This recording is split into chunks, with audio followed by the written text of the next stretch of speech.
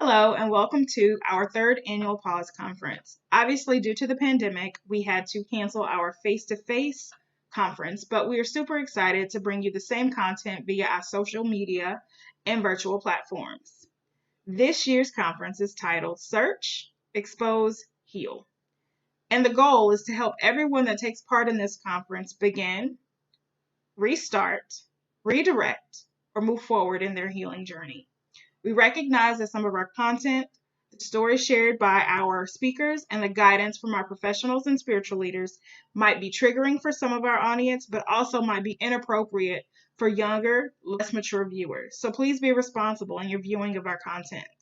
We also want to reiterate that any content shared within the conference or on the Pause Wellness blog, social media platforms, or website is not a substitute for professional help. We want to encourage you all to seek your own help from a professional who can tailor your guidance and your advice to your specific need.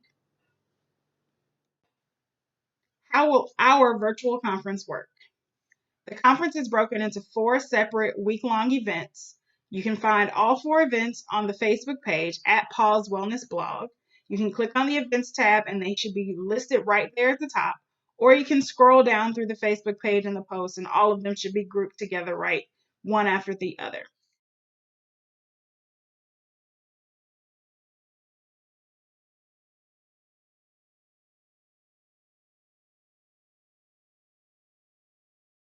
That is May 4th, May 11th, May 18th, and May 25th. Monday through Wednesday, we will upload all of the videos at the start of the day, and every evening from 7 to 8, we will host a watch party on the Pause Wellness blog page so that you can see all of the videos that relate to that topic in the same window.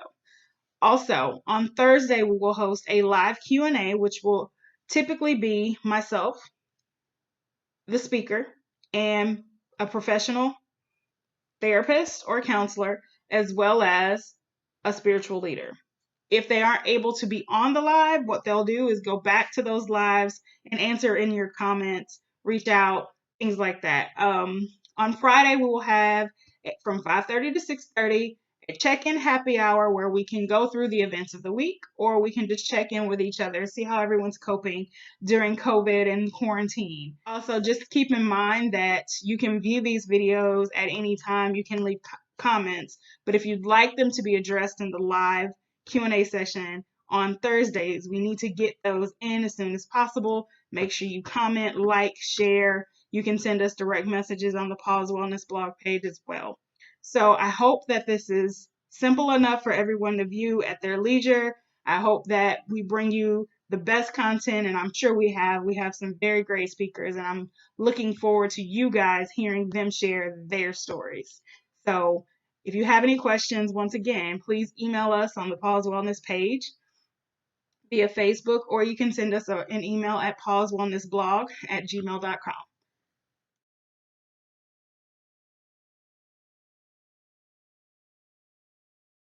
Good evening and welcome to day 1 of our third annual Pause Conference. This year's conference theme is Search, Expose, Heal. And the title comes from a meditation that I did back a few months ago where the narrator asked you to search your heart, ask God to search it with you, and have God expose those areas where you still needed to be healed. So I thought that was profound in the fact that sometimes because we don't recognize those things that have scarred us and hurt us, we do not go through the process of healing because we've suppressed it, we've pretended it didn't happen, or we've decided that we need to be strong and pretend we're okay. So we never move on and move past the things that hurt us. Tonight, you will hear from our first keynote speaker about how they have and are still healing from childhood trauma. You might ask yourself, why do we need to address childhood trauma? It's in the past. Why can't we just let it stay where it was? Why would an adult still need to heal from something that happened to them as a kid? On one hand, we talk about legacy, generational wealth, as well as generational curses. But when it comes to talking about the things that happen to us as children, those things that are not so great, those things that have traumatized us and potentially could have changed us, We like to pretend they didn't happen. We like to tell people to move on, get over it. It happened so long ago. Why are you letting that rule your life now? Most of all, we like to pretend that what happened to us in the past will not shape or affect who we become in our future. Tonight, we will hear from Ms. Stacey Culbreath on what the journey to healing has been like for her. Listen as she shares triumphs and setbacks, the good, the bad, and the ugly of her process. But most of all, I want you to hear the beauty in her story. I want you to see the beauty in what it took for her to get to this place of healing, to be able to share with you what she went through as a child and be intimate about it for your understanding, for your betterment, for your help. Remember to leave comments of encouragement, leave questions and concerns throughout the video, and we'll address those on Thursday, May 7th, live at 7 p.m. I'll see you again shortly. Hi, my name is Stacey Culbreath, and I'm going to share a little bit about myself and my background in mental health and psych work that I've done over the years, and as well as speak about my own personal trauma and how I sought healing and so forth. I am a licensed practical nurse. I worked in the state of New York for approximately 10 years in mental health. I worked in rehab, drug and alcohol rehab. I did some counseling in church as an ordained minister and still do on the outside in my own time. And I've had some traumatic experiences happen to me in my lifetime, which called for me to seek professional help as well as spiritual guidance for the things that I have been going through and I'm currently still healing from.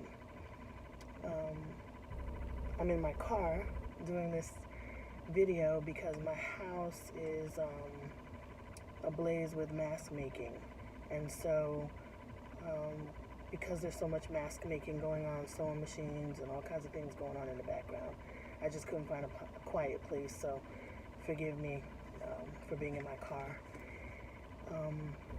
So when I first recognized that I needed help or needed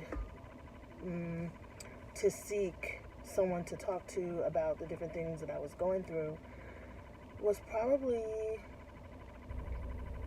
20 years ago or more. I'm 51 to start with.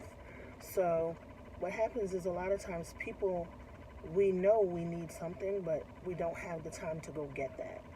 Either because we're raising kids or because we're just doing life in general. And so, especially women, we have that superwoman thing, and what happens is everything we need gets put to the back burner because we feel like our ultimate role and goal is to take care of everybody else. And what happens is eventually the trauma catches up with you and you can no longer leave it unattended to. So I would have to say it was actually longer than 20 years ago. I think I had an understanding probably right after, but which is a question I'm going to answer later on. So many things were over spiritualized that I was very good at putting things under the blood of Jesus and being like, oh, he'll take care of that. And then not working out the part for myself that needed to be worked out, you know? So,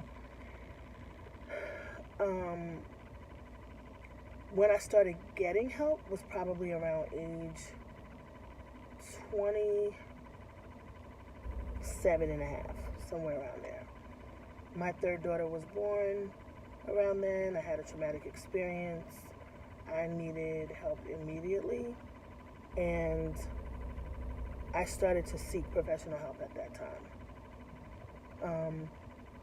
Over the course of my lifetime, the different kinds of things that have happened to me, apart from being abused as a child, was when I was 15, someone kidnapped my oldest brother. He was 19, he was living in the house attending the local community college, and he had a job. My brother was pretty meticulous and concise about everything he did. He didn't really like sleeping at other people's homes. He had a couple of friends that he would visit, but then for the most part, he was in the house because, he liked to take a shower in his own house, cook his own food, that type of thing. So whenever he disappeared, it was, at first it was like, well, this is really crazy. He's in a lot of trouble when my mom catches him. But then it became very real once Eyewitness News and NBC News and the dogs came out to search for him, and they were dragging rivers. It became really real, really fast. And I was 15 years old, which is right about the same time I had some traumatic experiences happening on an ongoing basis to me. And so I couldn't make sense of any of that. My biggest thing was, as a girl who was going to develop her superpowers, which is taking care of everybody else, my first inclination was to make sure that my mom was good. So I spent all day, every day, making sure my mom was good. And a particular perpetrator who was abusing me knew that. He knew that there was never going to be a concern about me talking about anything that he was doing, because my biggest concern was my mom, her high blood pressure, and making sure she didn't stroke out, assisting the cops and detectives and everybody any way we could, giving DNA, showing up in different places to identify bodies. It was a lot. It was a lot of trauma. And so for me, identifying my trauma would be someone kidnapped my brother. We became a statistic, like, immediately. I saw my brother that morning, and then by nightfall, when my brother was supposed to come in and take us to the grocery, we didn't know it at the time, but he was gone. And by the time 24 hours went by, our family was going to be a statistic. And the statistical part didn't bother me so much as the where's my brother? My mom's freaking out over here, and where's all the help? And Al Sharpton, calling him and talking to all kinds of people, just trying to get resolution, just a bunch of people swirling around us and just trying to make sense of what was happening. It was a lot. I was in 9th grade, playing sports, extremely involved in everything. Students Against Drunk Driving and Drugs, theater, very active at church. And when this happened, I, of course, tried to keep all those things up. So this other experience that was happening to me at the same time, which I'm not really sure I'm able to talk about yet, just because of the people involved, and I'm just not really sure about that yet. I'll just suffice it to say that it was abuse, and it was familial, and I'll just leave it right there. So the trauma was familial abuse, and it was the fact that someone had kidnapped my brother, and at that point it became our world. So it was consuming, and it continued to consume even throughout college and everything. It was just all consuming. The first step I took was, my husband said, "You're going to counseling." That's pretty much the first step. And he was like, "You can't live like this."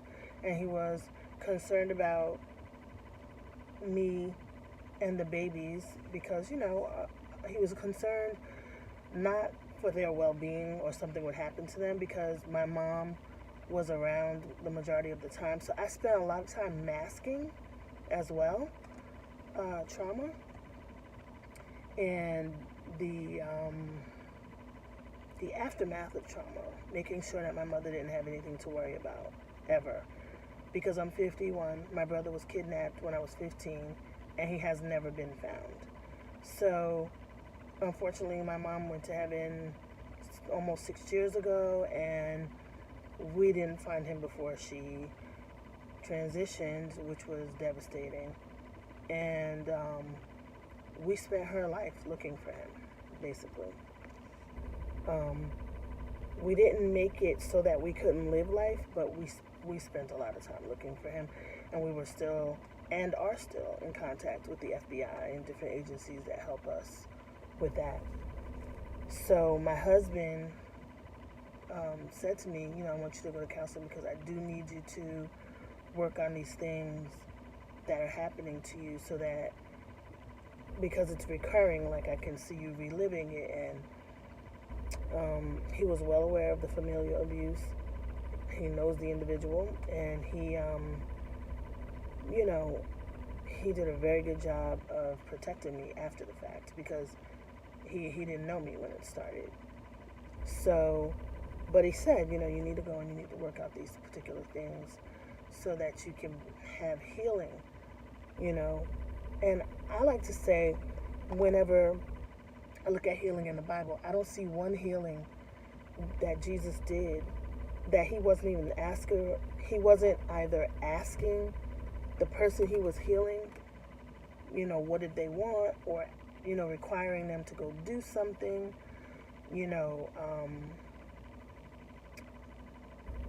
like participate in your miracle is essentially what I'm trying to say. Participate in your healing. It's not just, yes, Jesus does miracles and all that. It's not just on him, though, because it's you who needs it. So I feel like we have to participate in our healing and in our miracle and in our therapy, so that we can become,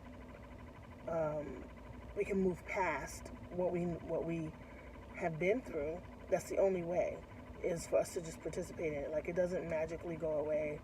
You don't just pray it away and wish it away and God loves me so much he's gonna take it away. It's not that kind of thing. It happened to you. You know how you feel. You know what you're dealing with regularly, and you know triggers. So you need to,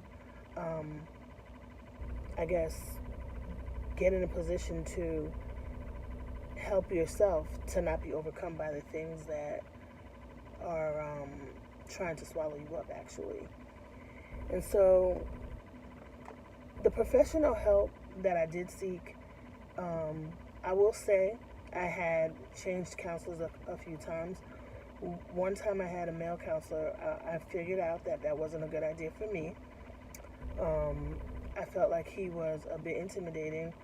I felt like he knew my case because he had gotten my case from someone else. He was actually a psychologist who I was passed to by someone with a master's of social work, who felt like I needed something more than what she could provide. And so she sent me to him, and I felt like he would do things that made me uncomfortable, like sit between me and the door, get close to me. Like, I don't enjoy that kind of thing. At the time when I was in therapy, I did not enjoy someone male moving very close to me. If you know anything about someone who's been victimized, you wouldn't sit between them and the door. So I felt like that was by design. It was a way to get a rise out of me. So, because I kind of felt like it was a little sadistic on his part. I felt like he enjoyed watching my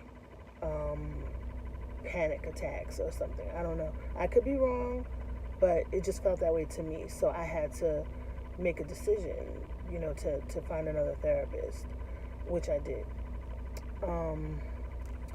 So I did seek help. I did get help. I still do go from time to time and get help because I feel like I need it. ongoing.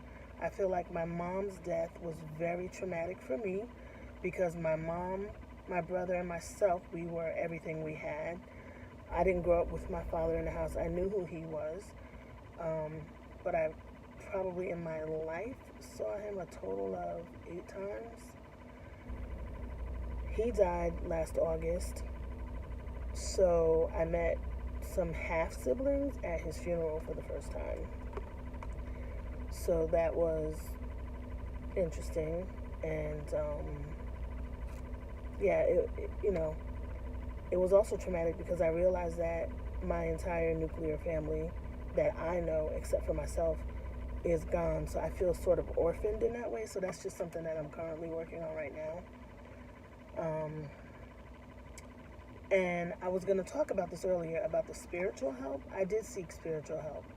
I went to the people that I thought I could trust the most, and they were almost as damaging as the people who had actually traumatized me. There was a whole lot of forgive and forget, a whole lot of, you want to be used by God, but how can you be used by God if you're constantly harping on this thing? You need to get over it type of thing. There was a lot of that. There was a lot of don't let the devil, ride kind of thing. There was a lot more of that and making me feel like I was doing something wrong than there was support. So that was a little devastating for me, and I was really grateful at the time that my relationship was with God and not people, because I'm not really sure if it was reversed how I would have responded to the way that I was being treated by people who were in a position to help and protect me, but didn't, even at the time when I was young and I was looking for that. Actually, one of them did more damage to me than the person that was actually victimizing me. So I feel like God is so wise, and we have to go in the Word and search the Word for things that we can say to ourselves that help us to get strong and help us to get through the worst of times. But there's a reason why He tells us to bear one another's burdens. I need to be able to find someone who's trustworthy to have a conversation with, to help me until I can get somewhere where I can get the ultimate help that I need to work my way through the trauma. So yeah, I would say that excuse me, really be careful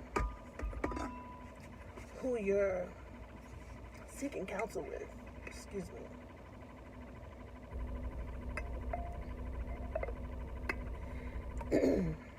Don't tell everybody your business.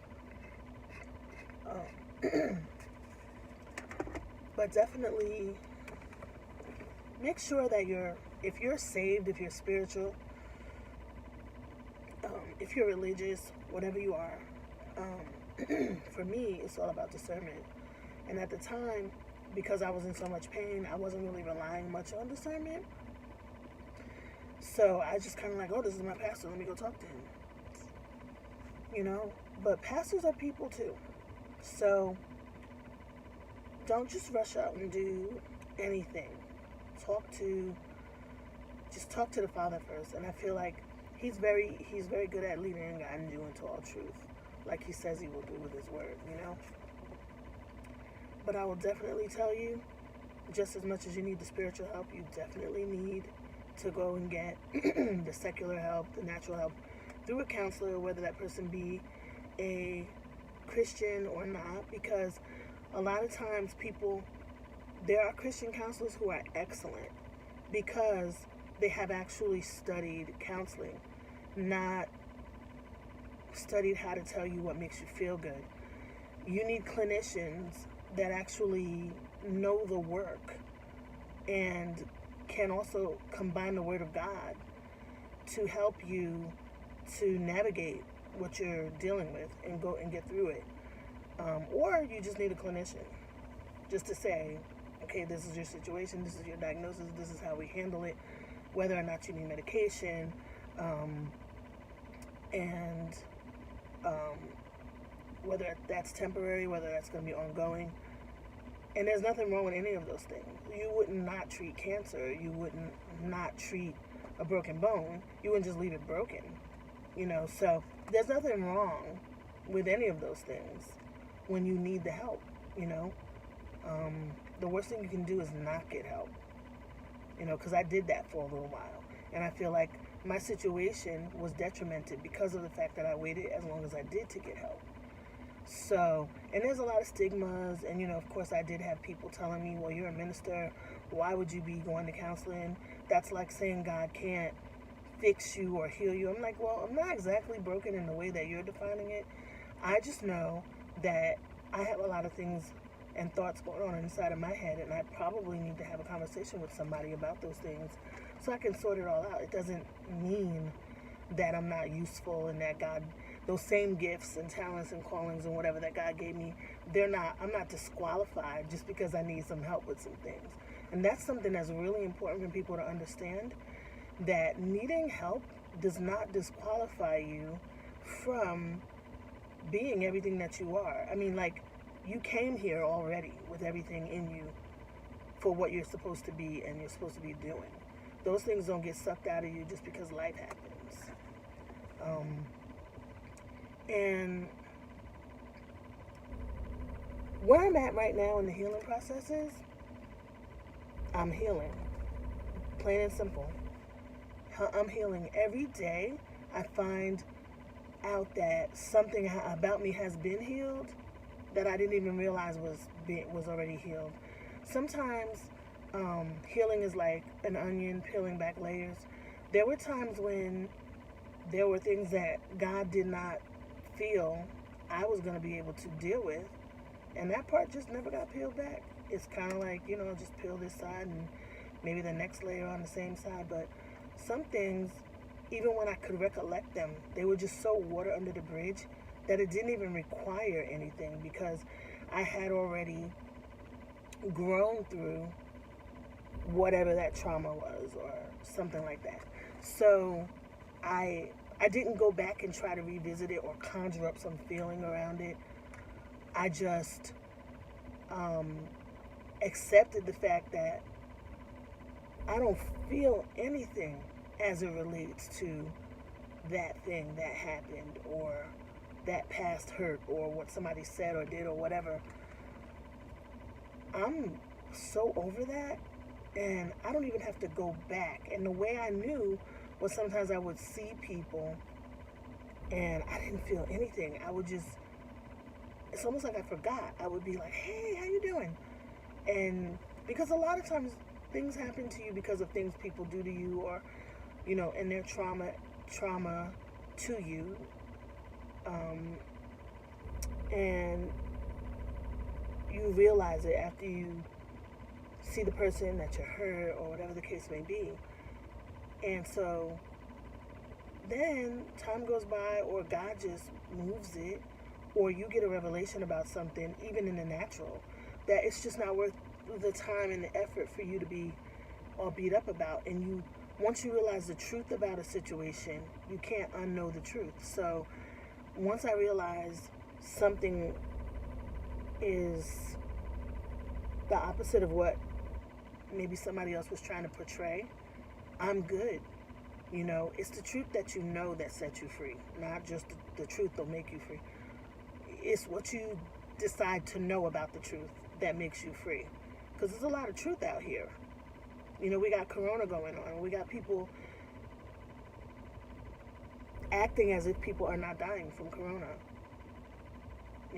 So it's whatever truth they decide to believe that is going to be the determining factor of what kind of happens in the long run with a lot of people.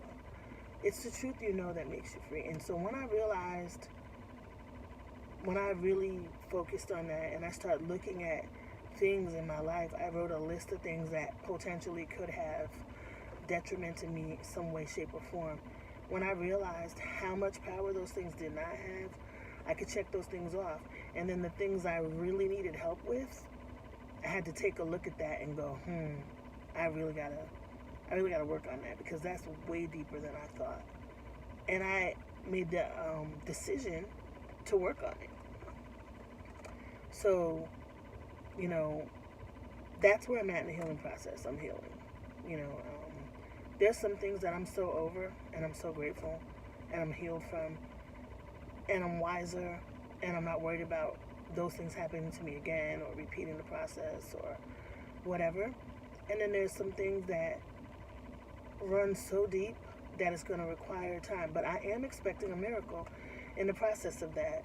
I am expecting complete and total deliverance from those things. And I do have some scars, like some physical ones, but it's all good, because those are just to show that I survived. And I overcame it and conquered it. It'd be different if I was dead and buried with my scars. I wouldn't be allowed to tell about it, you know? And I think the biggest obstacle in my healing process was probably trust. And sometimes still is. Because when you're used to a certain thing happening to you on a regular basis, it becomes your norm. And even if your norm changes to something else, sometimes that stuff is so written on you by way of soul ties that you didn't realize that you didn't release, or whatever, that it's almost like muscle memory. You forget to remind yourself that that's no longer happening. So it's hard to move past that, because especially if in the back of your mind you keep it safe and tucked away, so that if it ever happens again, you don't have to be so detrimented by it. It's like, oh, it's no big deal. I mean, I'm used to that. And the Lord showed me how that was such mediocrity in my thinking. I'm not talking about anybody else's. But because I'm an overcomer, God was showing me myself the way He saw me. I'm not putting myself down in this comment. He was showing me myself the way He saw me, because I was at a point where I could handle what He saw.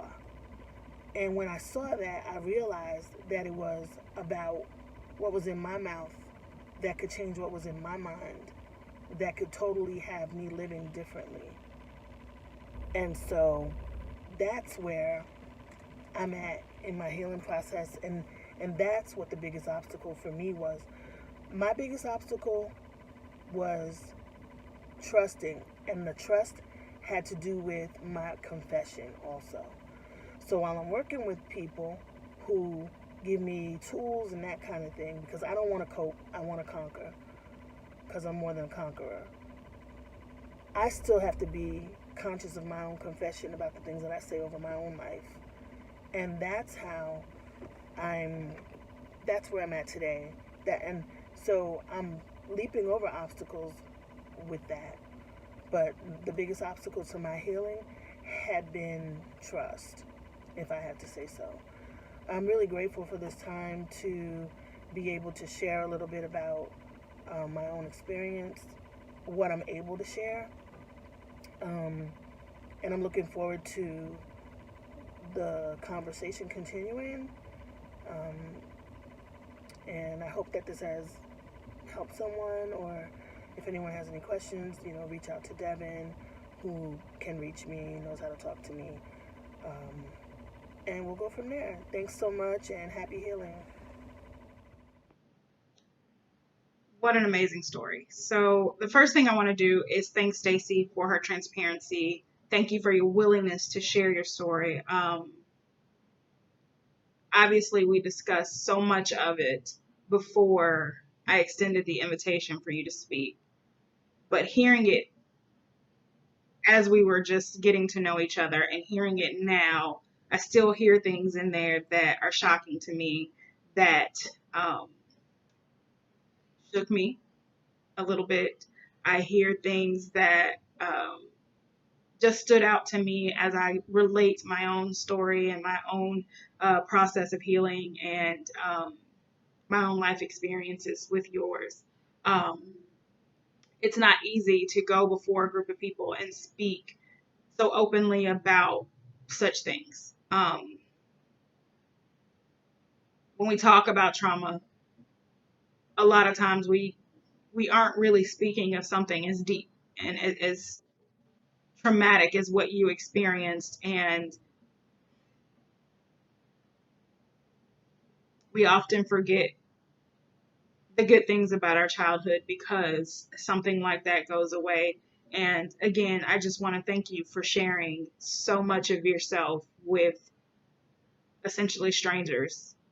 Um, thank you for that, because your story will empower someone, your story will encourage someone, your story will help someone say, I can speak up, I can speak out, I can start this process, I can say out loud what happened to me, and I can move forward with my life. You know, some of the common themes that I heard in your testimony include things being over spiritualized. Um, I don't hear that term a lot. So hearing it now in your video, in your testimony, I hope that it is something that others can relate to, and not relate to in a bad way, but we can understand what you mean by over spiritualized, and we can recognize the times where we have um, ignored, suppressed, or just not addressed the things that we needed to because we said God would fix it, but we didn't do the work ourselves. That was another thing that I think we all need to accept, is that sometimes God will heal us, but we've got to take some steps on our own for Him to get us there. Um,